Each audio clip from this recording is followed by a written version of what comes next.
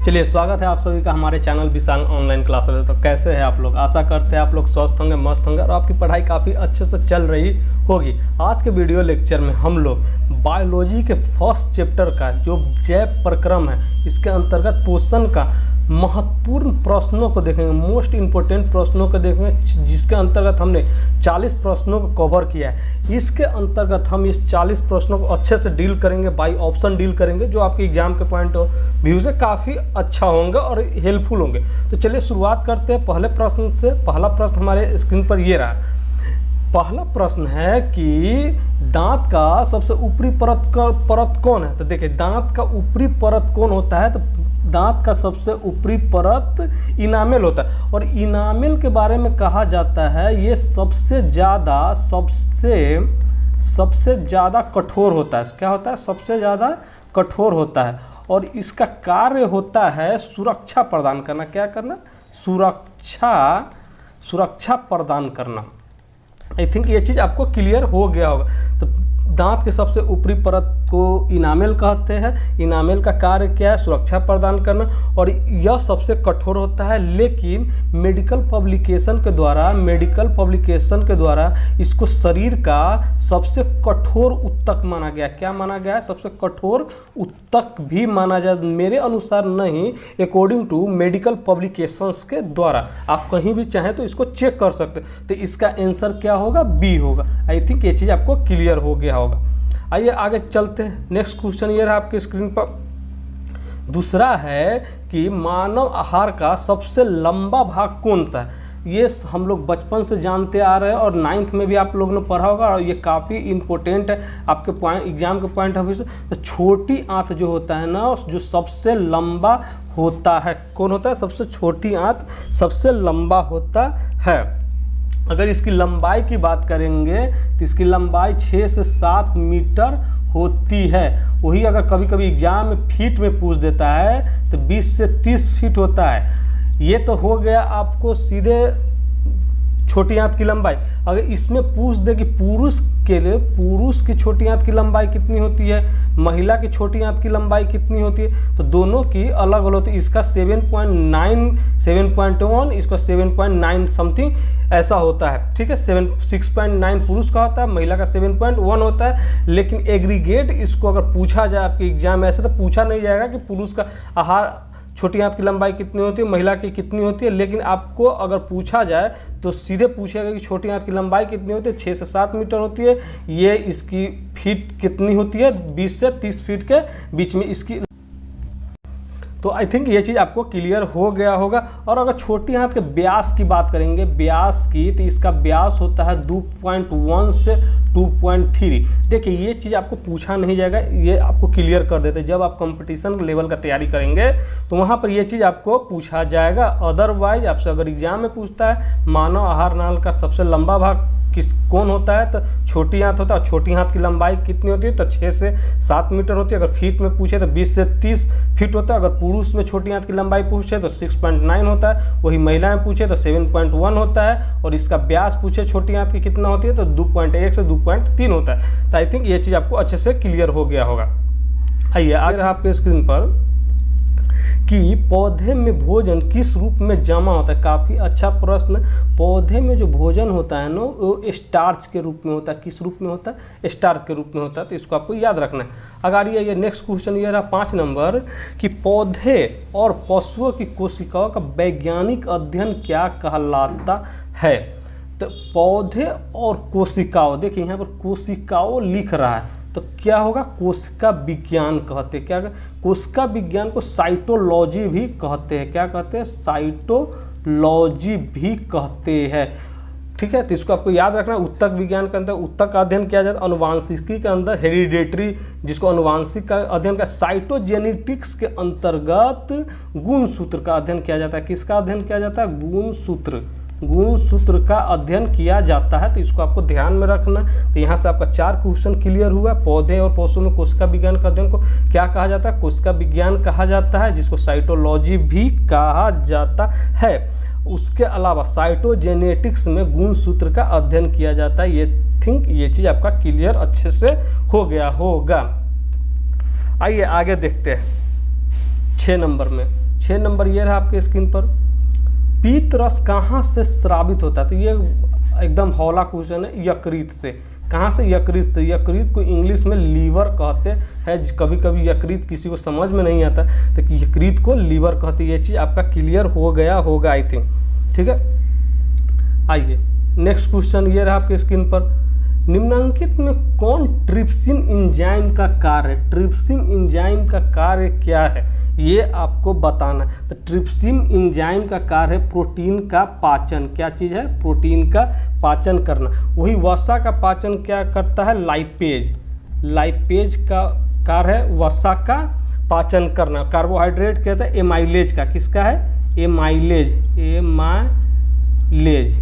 Amylase समझ गए होंगे। तो निम्नलिखित में कौन ट्रिप्सिन का एंजाइम का कार्य है? तो वसा का पाचन जो है लाइपेज द्वारा किया जाता है, कार्बोहाइड्रेट का पाचन एमाइलेज प्रोटीन के द्वारा किया जाता है, जबकि ट्रिप्सिन एंजाइम का कार्य है प्रोटीन का पाचन।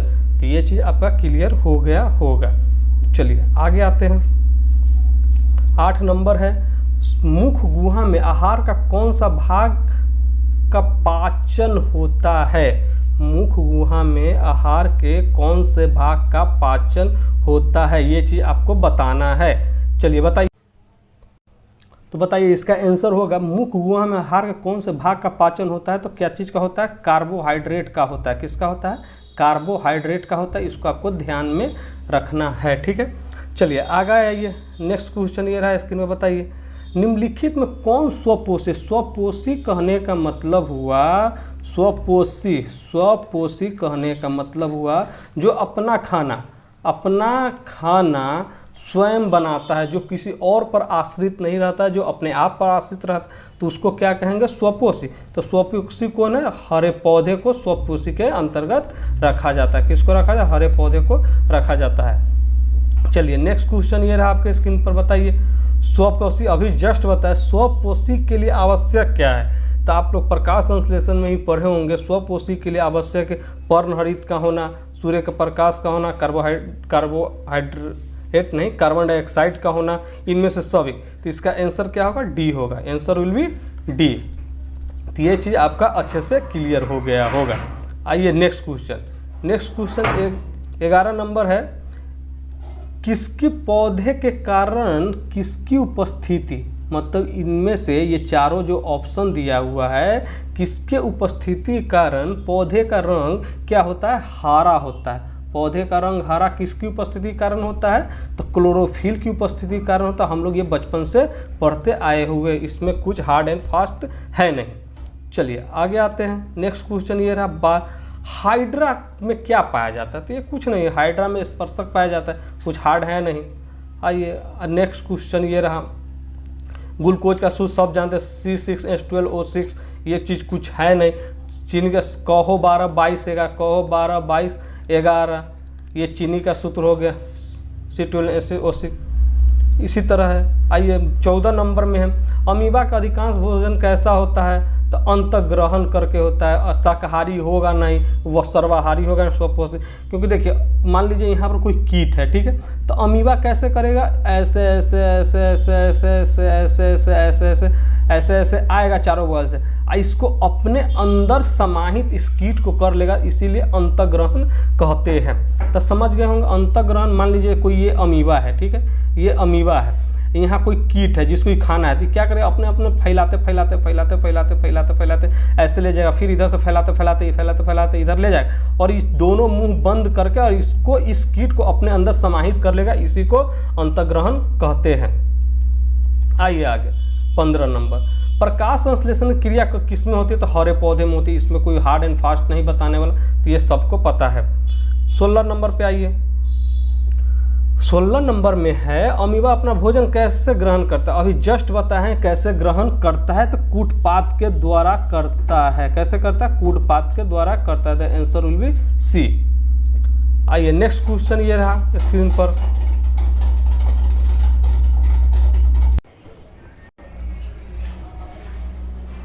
चलिए नेक्स्ट क्वेश्चन ये है कि अभी जस्ट बताएं कौन सा एंजाइम वसा पर क्रिया करता है, डैट मीन्स वसा का पाचन कौन सा क्रिया करता है, तो अभी जस्ट बताएं हैं कि कौन करता है, लाइपेज करता है, लाइपेज करता है। वही एमाइलेज की बात करेंगे तो कार्बोहाइड्रेट का पाचन करता है, कार्बोहाइड्रेट का पाचन करता है। अभी जस्ट थोड़ी देर पहले बताया कार्बोहाइड्रेट। ट्रिप्सिन का कार्य क्या है, प्रोटीन का पाचन करता है। क्या चीज़ करता है, प्रोटीन का पाचन करता है, तो अभी जस्ट बताया। और लाइपेज जो होता है वसा का पाचन करता है। अभी जस्ट थोड़ी देर हमने इसके बारे में अच्छे से जाना है। तो चलिए आगे जानते हैं। नेक्स्ट क्वेश्चन ये रहा आपके स्क्रीन पर 18 नंबर, आयोडीन की कमी से कौन सा रोग होता है, तो आयोडीन की कमी से घेगा रोग होता है। बचपन से पढ़ते हैं, इसमें कुछ बताने वाला है नहीं। आगे आइए 19 नंबर में कवक में पोषण की कौन सी विधि पाई जाती है। कवक में पोषण की मृत जीवी, कवक का मतलब क्या होता है, जो सड़ा गला पदार्थ होता है उसको खा पी कर अपना जीवन यापन करना। तो मृत जीवी जो होता है ना, कवक के लिए पोषण के लिए पाया जाता है। चलिए नेक्स्ट क्वेश्चन ये रहा कि कवक में पोषण की कौन सी विधि पाई जाती है। ये क्वेश्चन है, कवक में पोषण की कौन सी विधि पाई। तो कवक कहने का अर्थ होता है सड़ा गला चीज़। तो सड़ा गला चीज़ कहाँ होगा भाई, तो स्वपोषी में होगा नहीं, संभोजी में होगा, तो किस में होगा, मृत जीवी में होगा। अगर बाई ऑप्शन भी इसको देखेंगे तो इसका आंसर ए होगा। ठीक है, आगे आइए 20 नंबर, दांतों को साफ करने के लिए दंत मंजन प्रायः कैसा होता है, तो क्षारीय होता है। हम लोग बचपन से इसके बारे में पढ़ते आए हुए हैं। नेक्स्ट आइए, हरे पौधे क्या होते हैं, सभी हरे पौधे क्या होते हैं, तो अभी जस्ट पीछे इसके बारे में हम लोग ने बात किया। हरे पौधे स्वपोषी होते हैं, स्वपोषी होते हैं क्योंकि ये अपने कार्बन डाइऑक्साइड, सनलाइट सब अपने लेकर खुद से अपना भोजन बनाते हैं।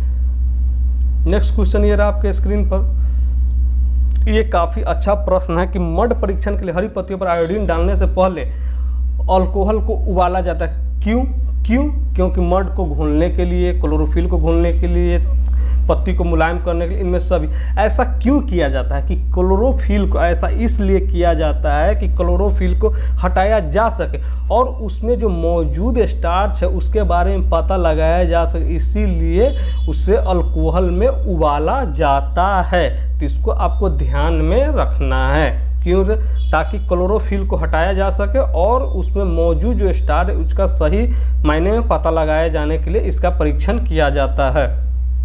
आगे आइए, नेक्स्ट ये रहा, स्लाइड को सर्वप्रथम कंपाउंड माइक्रोस्कोप से देखा जाता है, कितने आवर्धन पर देखा जाता है, बताइए कितने आवर्धन पर देखा था, 10 गुना आवर्धन पर देखा जाता है। नेक्स्ट क्वेश्चन ये रहा, वयस्क मनुष्य के दांत कितने होते हैं, तो 32 होते हैं। मारू 32 तोड़ दे बोलते हैं ना, वही चीज़ है, 32 दांत होते हैं। आइए नेक्स्ट क्वेश्चन ये रहा 26 नंबर 25, कूटपाद किसमें पाया जाता है। अभी जस्ट बताया थोड़ा देर पहले, कूटपाद अमीबा में पाया जाता है। इसी को अंतःग्रहण भी हम बताए थे, अंतःग्रहण भी बताए थे। आइए आगे 27, क्लोरोफिल वर्ण का रंग कैसा होता है, तो हरा होता है। इसमें कुछ हार्ड एंड फास्ट है नहीं बताने वाला, जो बताया जाए। आगारी आइए, ग्वाइटर किससे होता है, आयोडीन की कमी से ग्वाइटर होता है। घेगा रोग जिसको कहते हैं, किसके कारण होता है, तो आयोडीन की कमी के कारण होता है ग्वाइटर रोग। आगे आइए, नेक्स्ट क्वेश्चन ये रहा आपके स्क्रीन, नेक्स्ट क्वेश्चन ये रहा, बताइए इसका आंसर। भोजन का पाचन किस प्रकार की अभिक्रिया, देखिए हम इसमें आपको 3 या 4 बात बताते हैं, उसके बाद आप बताइएगा कि इसका आंसर क्या होता है। और इसको आपको आंसर इसका देना है कमेंट बॉक्स में। कहाँ देना है, कमेंट बॉक्स में देना है। आइए बताते हैं क्या भोजन का पाचन किस प्रकार की अभिक्रिया है। तो ये तो पहले बात रासायनिक अभिक्रिया होता है। क्या होता है, रासायनिक अभिक्रिया होता है, रासायनिक अभिक्रिया होता है, रासायनिक अभिक्रिया। देखिए संयोजन का मतलब क्या होता है, जुटना। विस्थापन का अर्थ होता है तुमको उठाकर हम बैठ गए, मतलब किसी एक को उठाकर, अगर बोलचाल के भाषा में बोला जाए तो किसी एक को उठाकर उसके जगह किसी और का बैठ जाना विस्थापन होता है। अपचयन का अर्थ होता है जो बड़ा चीज़ है उसको छोटा चीज़ सरल पदार्थों में, तो जटिल पदार्थ को तोड़ देना, जटिल पदार्थ को छोटे पदार्थों में तोड़ देना, डैट इज कॉल्ड अपचय। उपचयन का अर्थ होता है पदार्थ का निर्माण। क्या होता है, उपचयन का अर्थ होता है पदार्थ का निर्माण, पदार्थ का निर्माण। क्या होता है, पदार्थ का निर्माण। वही बात करेंगे अपचयन की, तो कठिन पदार्थों का, कठिन पदार्थ जो होता है उसको तोड़कर छोटे छोटे सरल पदार्थों में विभक्त हो जाना, दैट इज कॉल्ड अपचय। तब आपको बताना है कि भोजन का पाचन किस प्रकार की अभिक्रिया है। इसका आप आंसर कमेंट बॉक्स में देंगे, क्योंकि हम जो बोले हैं उसी में इसका आंसर छुपा हुआ है। भोजन का पचना दैट मीन्स टूटना, तब इसका आंसर आप कमेंट बॉक्स में बताइए। आगे आइए 30 नंबर, प्रकाश संश्लेषण क्रिया में ऑक्सीजन बाहर निकलता है, किस रूप में निकलता है ये बताइए आप लोग। किस रूप में निकलता है? तो जल के रूप में निकलता है। किस रूप में निकलता है? जल के रूप में निकलता है। आइए नेक्स्ट, मैग्नीशियम कहाँ पाया जाता है? काफ़ी अच्छा, 9th में क्लोरोफिल में पाया जाता है। कहाँ पाया जाता है? क्लोरोफिल में मैग्नीशियम पाया जाता है। आंसर विल बी ए।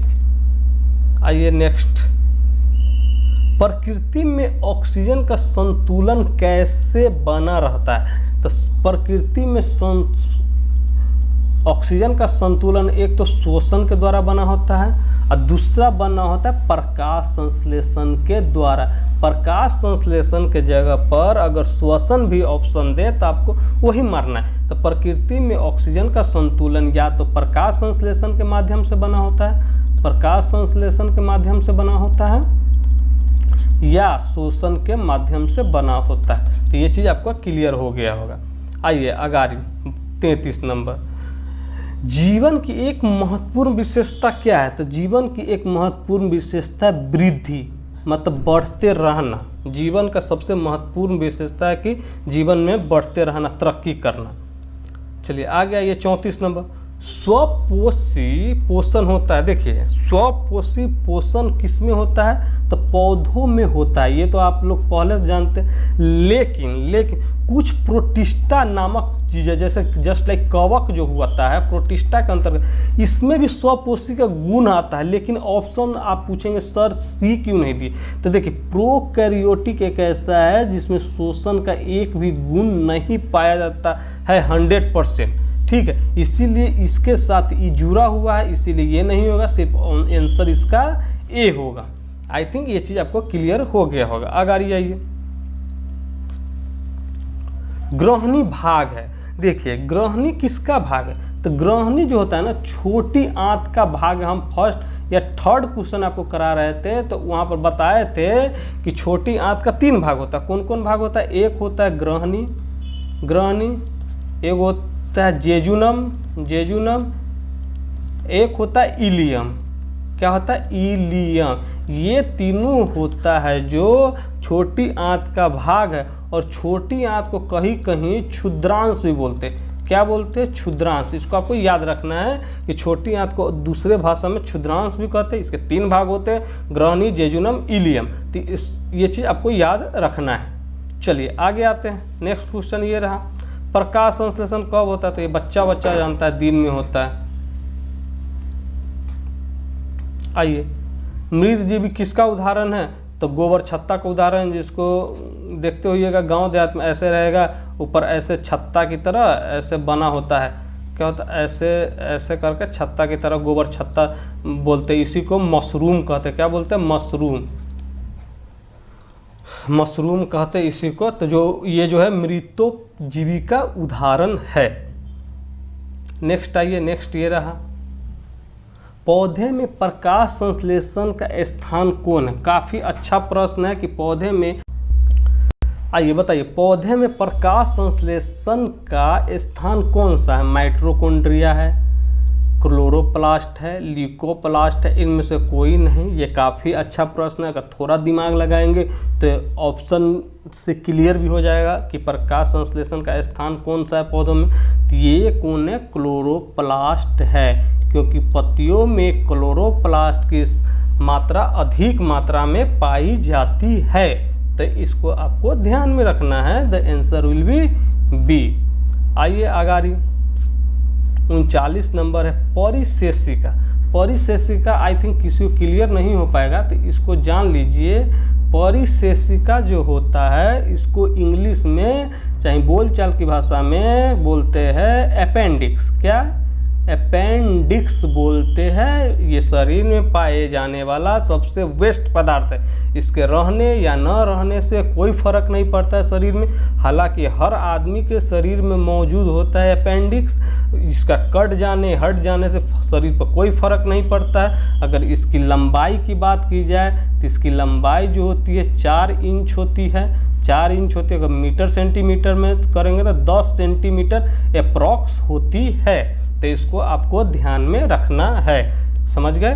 आइए नेक्स्ट ये रहा, पीत का स्राव कहाँ से होता है। तो पीत का स्राव यकृत से होता है। अभी जस्ट हम लोगों ने पीछे देखा है इसके बारे में। पीत का स्राव यकृत से होता है।